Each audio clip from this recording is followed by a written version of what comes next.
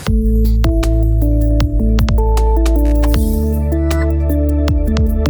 master trade. Assalomu alaykum, ismim Shohrux. Vmaster Trade kompaniyasida mijozlarni qo'llab-quvvatlash O'zbekiston davlatidagi bo'lim boshlig'iman. Sizni qilgan ikkinchi payoutingiz bo'yicha qisqacha savollarim bor edi. Undan oldin o'zingizni tanishtirsangiz. Alaykum assalom, assalomu alaykum. Avvalo hammaga, sizga ham. Ismim Azimjon Islomov. O'zim Namanganda turaman, Namanganliman. Xo'sh, yoshim 32 da, hozircha. Bu Shu ikkinchi trading payout bo'lgani bilan sababli to'g'ridan to'g'ri sizni qilgan strategiyalaringizga to'xtalsak, ya'ni birinchi payoutimizda barcha omillarni qamrab olgan edik. Trading sohasi bo'yicha qanday yetib kelganingiz va qanchadan beri ishlayotganingiz va bizni qiziqtirayotgan savol, ya'ni strategiyangiz, ya'ni sizni payoutga olib kelgan asosiy strategiya va kirish zonalari, stop lossni qo'yish, take profitni qo'yish va sizga qulay bo'lishi uchun TradingView yoki MetaTrader ilovasini ulashsangiz. Xo'p bo'ladi. TradingView'dan ko'ra menga MetaTrader qulayroq, sababi analizlarim va nimalarim o'sha yerda bo'lgani uchun.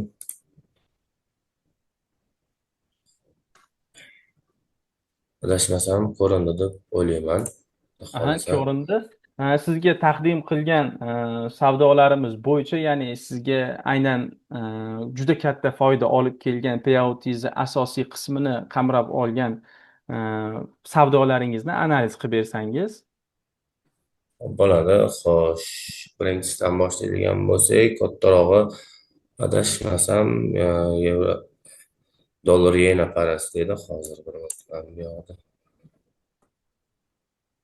Maqoli. Tak, dollar yena. Qani. Dollar yena parasi mana bir sevimli paralarimdan biri. Xohlagan payti impuls berib yuborish xususiyatiga ega. Xo'p, asosiy meni ishlatadigan strategiyam mana bu ложный пробой hisoblanadi. Support resistance deydi. Ko'pchilik fake breakout deyishadi. Xo'p, menda shu 5 slot bilan kattaroq faktor kirishimga sabab bo'lgan bitimim mana bu yoqda edi. Xo'p, mana. Hop, yo mana bu impuls yoki mana bu impuls.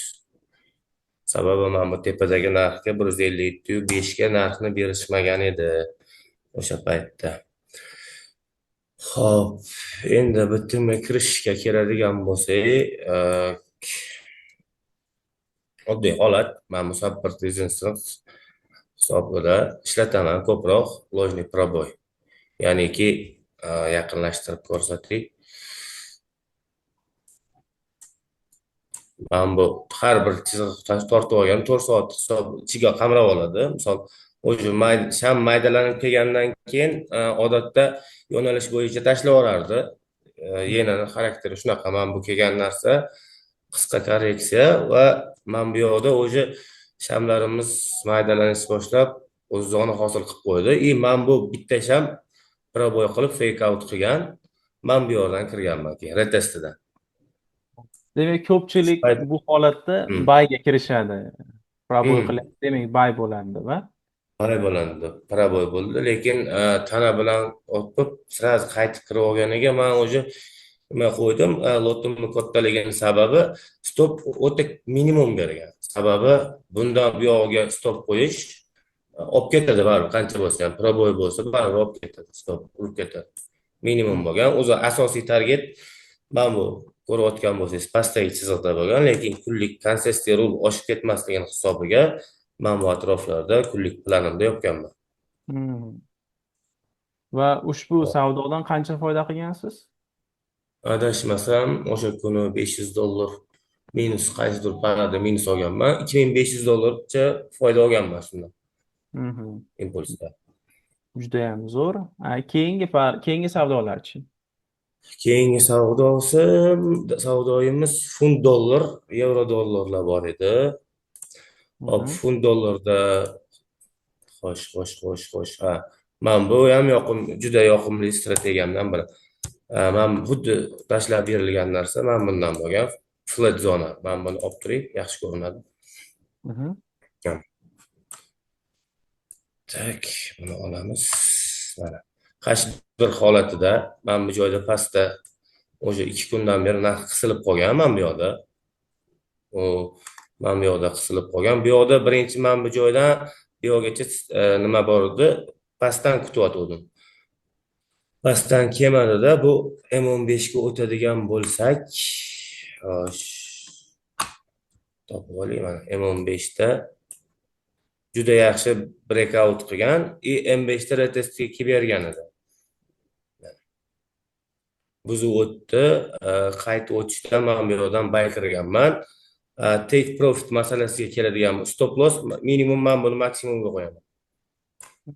Take profit men bu flat zonani birga bir yurishida o'zi chiqib ketaman men. Doimgidek. Tizim shunaqa. Nimaga unaqa deyapman? Men bu flat zonada degan bo'lsak, men bu o'sha birga bir yurgan holati. Qo'yib beramiz. Birga bir yurib bergan, keyin qaytish boshlagan shundan keyin. Bu holatda ham shu adashmasam $1900 shunaqa foyda olingan. Bu holatda Sabab ham ложный пробой bo'lishi mumkinmi? Ложный пробой ko'pincha ko'p holatda M15 da olaman. M15 dagisi sal ishonchliroq bo'ladi. Men bu holatda ложный пробой bor. Bitta sham chiqdi, ikkinchisida tashlab yuborgan. Lekin M5 bilan xato. M15 da ложный пробой olaman xolos ko'pincha. Men bu holatda bor, ertangi kunga beryapti. Men bu yoqda o'sha zona hosillangan. Men bu sham o'sha ложный berdi, keyingisi retestga kelgan. Men xuddi mana shu joydan ketdi o'sha. Bu yoqqa ozgina yurib bergan, keyin uchib ketdi. Aynan 5 lot bilan, ya'ni katta lotlar bilan kirish qanchalik to'g'ri? Endi qanchalik to'g'ri, qanchalik nima, men ko'pchilik ko'p har xil hisoblaydi. Men общий depozitdan 1% yoki 0,5% orasida risk qilishga harakat qilaman har bitta bitimimga. Ya'ni $500 dan $1000 gacha. O'ylaymanki, valyuta paralarida normal holat, lekin tilloda qiyin. Valyuta paralarida normal holat. Adashmasam sizda tillada ham shu kunlarda foyda bo'lgan. Shuni ham bir analiz qilib ko'rsang. Endi tillada ko'p bitim ochganman. Endi общий tizimni ko'rsatib berishim mumkin. Chislosi aniq esimda yo'q. Men bu tilloni ham H1 nimasi xuddi shu ahvol. Mana ложный пробой, o'zi take profit zonalar. Men bu zo'roqdan keladigan bo'lsak, mana. O'zi men bu yoqdan boshlangan ssenariy kelib beradigan joy bu yerda. O'zi men bu joyda ko'rayotgan bo'lsangiz, men bunga ложный пробой bor, keyingisi men bunga bor. Haftaning ichida. Shu bilan keladigan joyi men bu minimumga asoslangan. Kelib berish kerak edi, keyin o'zi minimumni yora olmadi, retest, ложный пробой. Bu yerda M15 bilan ложный пробой bor. Aniq. Kelib beradigan joyi men bu. Endi bu yoqdagi likvid yig'ishtirish deyiladi. Men bu yoqdan ham o'zi asli buy struktura bergan ложный пробой bilan. Nimaga ложный пробой yaxshi ko'raman? Sababi minimalniy stop beradi. Stop minimal пробой qilingan barra tagiga beradi xolos. Men bu holatda ham xuddi shunaqa. Zona shakllandi, ложный пробой bo'lib bitta tasdiqladi, retest, men bu ложный пробой zonani ham kelib bergandan keyin o'zi ketdi. Men bu bitta shpil bilan take profit zonani urib bergan. Shundan qaytib kelgani yo'q. Xuddi mana shu tartibda ложный пробой bilan ishlab boraman. Kun ichida endi M15, M5 da ham ishlayman. Kun ichidagi narsalarim boshqacharoq. Xuddi shu sistemaga moslashgan, faqat kichikroq time frame'da. Ekranim ko'rinayotgan bo'lsa, hammasi joy-joyida nima qilib. Men bu kungi holatda ham hozir men bu yoqdagi 15 holatiga bitta ko'rsatib beray. Mana zona shakllangan.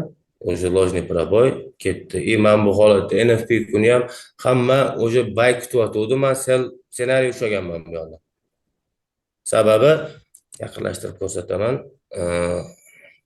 Maksimum yangilanmadi. Hali maksimum lojni qilib ketgandan keyin обязательно ertasi kuni NFP bor edi, sham maydalab ketdi. Trend selodi, globalda ham D1da shunaqa.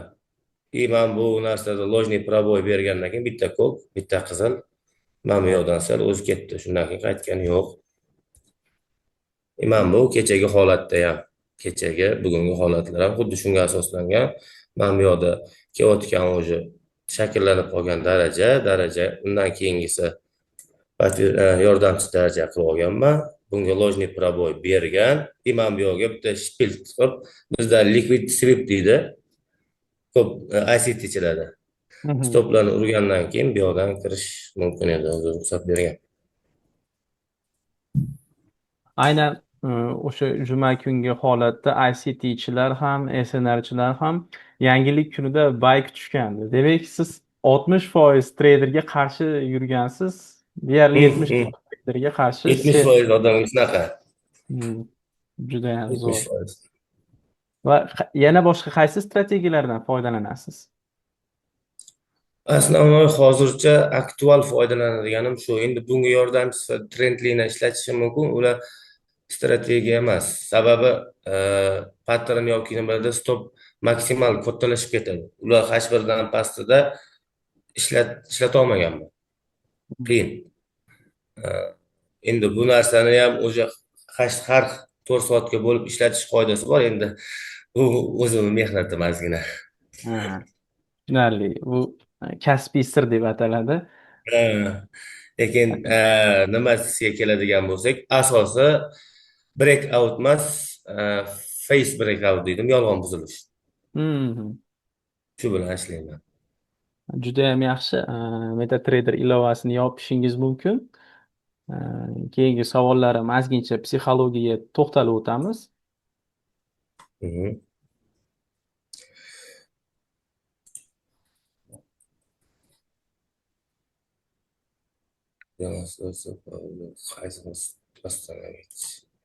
Asosan sizni strategiyangizni ozgincha talqin qilganimizda tushunib yetdimki, siz deyarli ko'p treyderlarga qarshi yurasiz, deyarli bozorga ham, lekin strategiya yaxshi ishlayapti. Bu strategiyani anglab yetish uchun nimalardan voz kechgansiz yoki nimalardan o'rgangansiz? Deylik, ko'p odamlar, ko'p treyderlar bunaqa strategiya, yaxshi ishlaydigan strategiyaga erishish uchun juda ko'p slivlar qilishadi, ancha pullarni yo'qotishadi. Sizchi, qancha yo'l bosib o'tdingiz? Hop, bu narsaga endi sliv bitta tizimni topguncha hammani boshida bor bu narsadan qochib 99% odam qocholmaydi. Bitta narsa faqat odam o'zini ustida ishlashdan charchamaslik kerak deb o'ylayman. Bizda odamlar yangilik qilishdan qo'rqadi. Misol, men bitta o'quv kursida yoki qaydadir o'qigan bo'lsam, o'sha tizimni o'ziga yopishib olmaganman. Oqtarish, izlanish, bundan bunisini olib, qo'shib, o'zim uchun bitta kimdir strategiya deydi, men buni tizim deyman. O'shanga hamma bayt kutayotgan joyda men sel ushlab turaman yoki teskarasi bo'lib qoladi. Tizim. Endi oqtarishdan, o'zini ustidan izlanishda to'xtamagan odam baribir bir kun yo'lini topadi. Qaysi u yo'nalish bo'lishidan qat'iy nazar, sliv yoki sliv depozit meni ham boshimdan o'tgan, asosiysi to'xtab qolmaslik deb o'ylayman. Ko'pchilik bizda sirazi back testdan qo'rqadi. Qo'rqmaydi, vaqt ezatmaydi. 4 ta 5 ta setapni ko'radi, ishlayaptimi, tamom. U ikkita stopdan keyin psixologik panikaga olib keladi, yangi strategiyaga sakrab ketishga olib keladi. Juda ham to'g'ri ta'kidladingiz. Backtest asosiysi. Bu narsaga olib kelgan. Demak, tradingda tarix qaytarilib turadi, takrorlanib turadi. Doim test qilib, analiz qilib yurish kerak. Tarixda oldin nima bo'lgan va keyin nima bo'lishi, ya'ni tarix kelajakka ta'sir qiladi. To'g'rimi?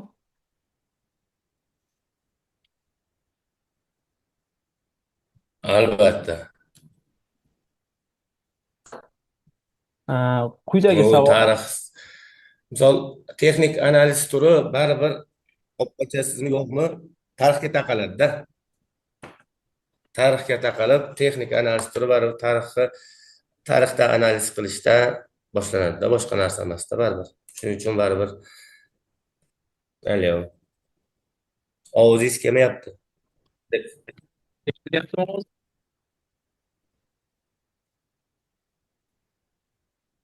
Endi sal kelyapti. Qaysi savdolarni o'tkazib Bo'ldi, yuborish, bo'ldi. qaysilariga kirishni qanday aniqlaysiz? Tushunmadim. Qaysi savdolarni o'tkazib yuborishni yoki qaysilariga aynan kirishni qanday aniqlaysiz?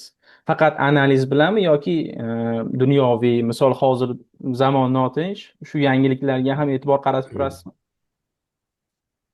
90% fundamental yo'q. Mhm. 90% holatda fundamentalga qaramayman. Fundamental yangilik chiqib turgan paytda agar bitimim bo'lmasa, bitimimni qo'yib yuboraman. Judayam Bitimim yaxshi. bo'lmasa, bitimimni qo'yaman. Bilasiz, treyderlar turi ko'p. Bir xilgi treyderlar savdolarni kunlab ushlab turishadi, ya'ni day treyderlar deyishadi. Bunga siz qanday qaraysiz? Endi yo'nalish hamma o'ziniki. Men intradayda day trading, swing tradingda kam ishlayman, to'g'risi. Misol bozor ranjga tushib qolgan kuni bitimim qolmasa, iloji boricha kunning oxirida yopishga harakat qilaman. Sababi hozirgi notinch holatda bozor gap bilan ochilib ketishi yoki nimadir bo'lib ketishi bo'lib turadigan holat. Shuning uchun men intraday savdoni sal o'zim tizimim shunga moslashgani uchun shuni afzal ko'raman. Va so'nggi intervyumizda asosiy savollardan biri, muvaffaqiyatli savdoda sabrning o'rni qanchalik muhim? 90% deb bilaman. Yoki 80%. Trading Sababi sababi mana shunaqangi haftalarim bo'ldiki, kuniga bitta savdoga ruxsat beradi tizimim yoki yo'q. Iloji yo'q, o'tkazib yuboraman.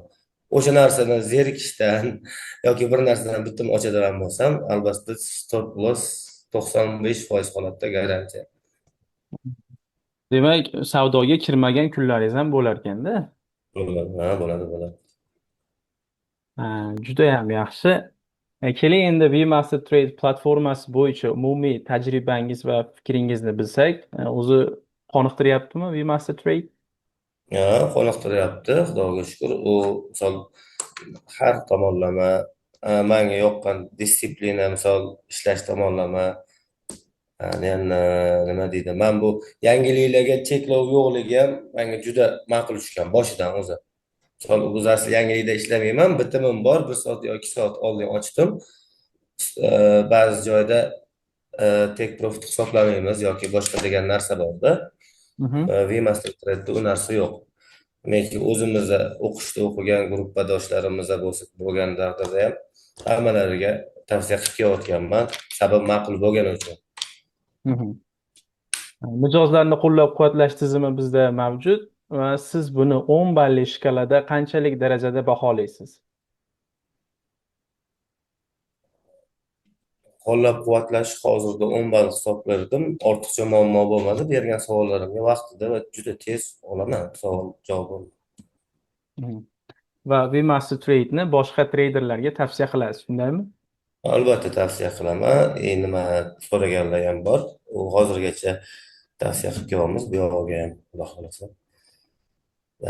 ishlashga harakat qilamiz. Ajratgan vaqtingiz uchun rahmat. Kuningiz xayrli o'tsin. Okajon, sizga ham rahmat. Sog' bo'linglar.